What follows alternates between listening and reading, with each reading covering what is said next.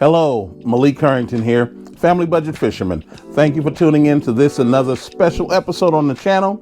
You read it in the thumbnail and in the description below. I'm going to be giving you finally my on the water review. I'm going to leave this in the channel on the recording. This is another updated review of the Skeet Reese Next 2 rods. Let's get started.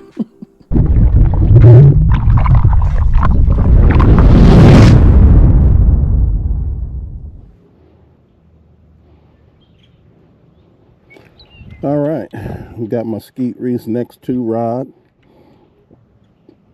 as you can see right there. I'm going to be throwing this jackhammer with this. This is the Rapala Crush City trailer. See what I can do with it.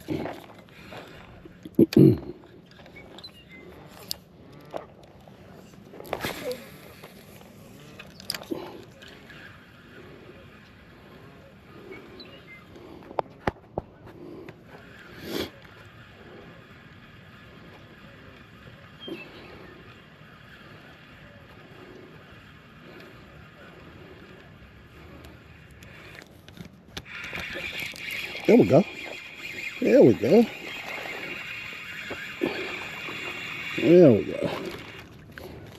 There we go. Dingster. Little dingster. He looks like he's about, it's amazing on, when you see it on TV, it looks bigger, but it's about 11, 12 inches. I'm going to take a picture of it.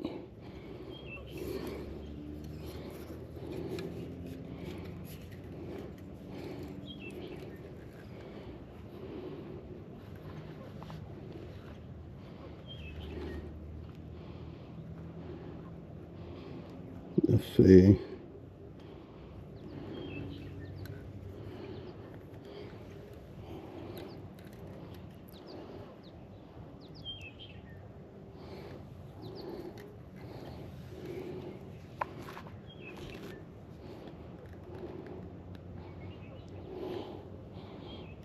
Okay. All right. Let's get you back. This is a lot steeper than what it looks too. So let me see if I can get down a little bit closer. Can't stand those birds because I believe there are fish down there.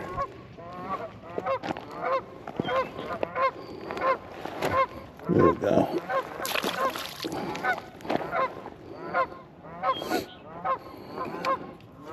All right. Maybe next time I'll start breaking out the measuring tape and start weighing them and doing other things.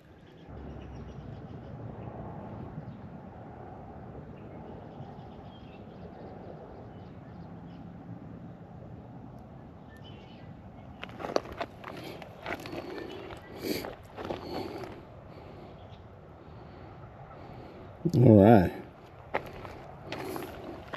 And then another one. She wanted that chatterbait.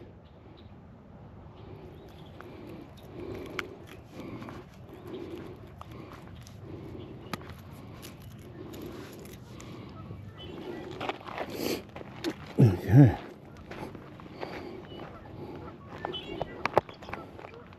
Like I said, it's a lot higher up than it looks on camera.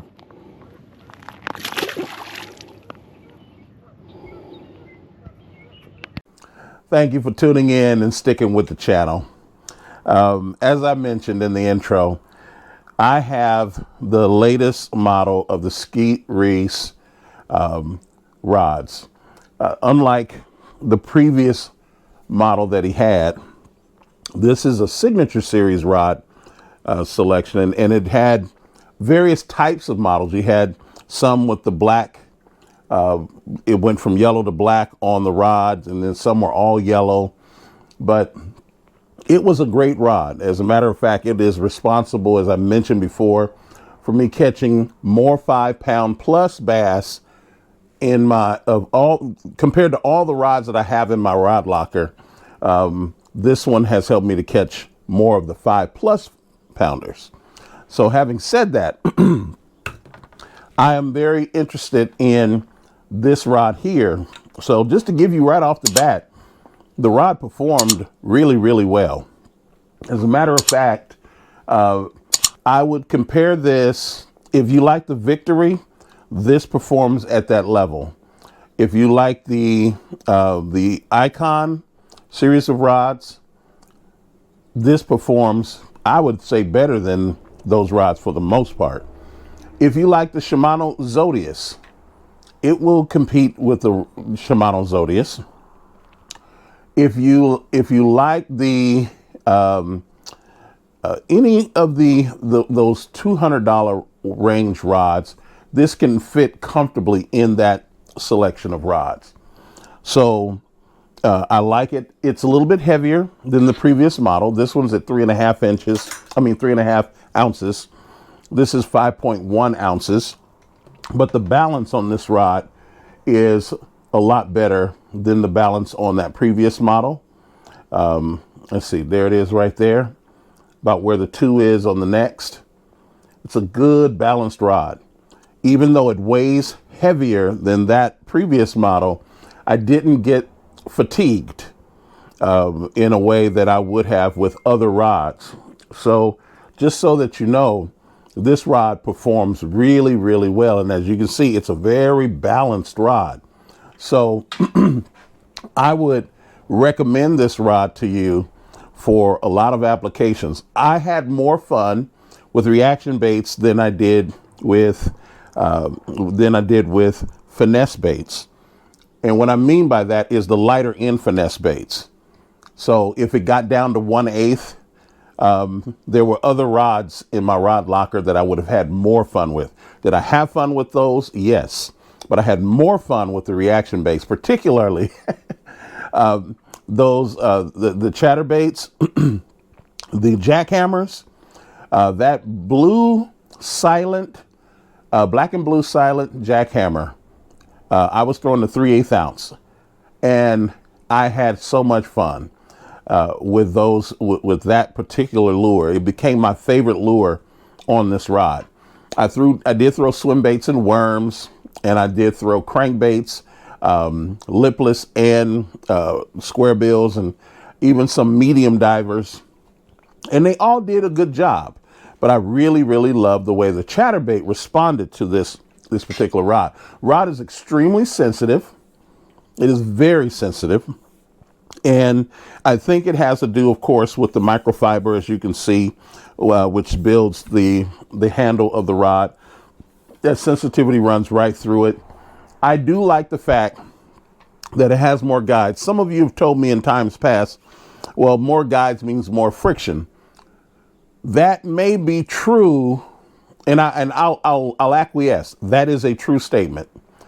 But because of the way the reels are built, where more line comes off of the spool with your higher end reels than with your lower end reels, generally speaking, it does not compromise on a distance cast. So if I want to cast 50 or 75 feet, I can still do it with this rod as I need to do it. I can still pitch and flip and place really, really well. So I like the guides. It helps me be more precise with my casting. There are 10 guides, I believe, on here. 1, 2, 3, 4, 5, 6. Yeah, there are 10 guides on here, where there are only 8 on the previous model. And so there's so much to say about this rod. Like I said, it does compete in that $200 range. This is a $200 rod, by the way, but it does compete in that range. It will replace some of your rods. For example, if I am throwing an Icon series rod, I would put that rod down and pick this one up. If I'm throwing an X Pride, which is what I know a lot of you know, I would split the responsibilities between the X Pride and this rod here. Okay. So just it just works out that way with me. I caught about in the range 30 to 40 bass. I don't remember the exact number. It was over 30, but it was under 40.